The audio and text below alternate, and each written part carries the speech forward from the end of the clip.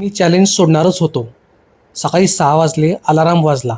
रात्री झोपायला खूप उशीर झाल्यामुळे सकाळी उठूच वाटत नव्हतं. खूप थकवा जाणवत होता. मन म्हणत होतं, आज राहू दे, उद्यापासून पुन्हा सुरू करू.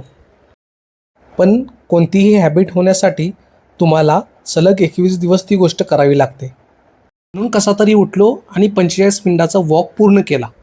वॉकनंतर गार्डनमध्ये योगा, प्राणायाम आणि सूर्यनमस्कार केले. आज एक गोष्ट कळाली, की कंटाळा येणे, आज नको करायला, हे सगळं आपण आपल्या मनामध्येच केलेले भ्रम असतात. पण एकदा का आपण सुरू केलं, की ते आपण पूर्ण करून टाकतो. त्यामुळे कधीही थकवा आला तरी मला असं वाटतं, की उठा आणि चालायला लागा. थकवा आपोआप निघून जाईल.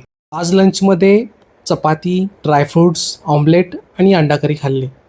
आज सलाड नव्हता, त्यामुळे आज सलाड राहिला. आणि आता हळूहळू शुगर खायची इच्छा कमी झाली, त्यामुळे इव्हनिंगला ब्लॅक टी विदाऊट शुगर घेतली.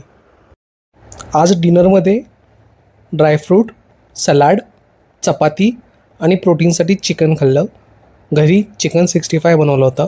डिनरनंतर नाईट वॉकला बाहेर गेलो आणि एकंदरीत असा होता आज डे 4. त्यामध्ये ओव्हरऑल 10.5,000 स्टेप्स आणि 8.5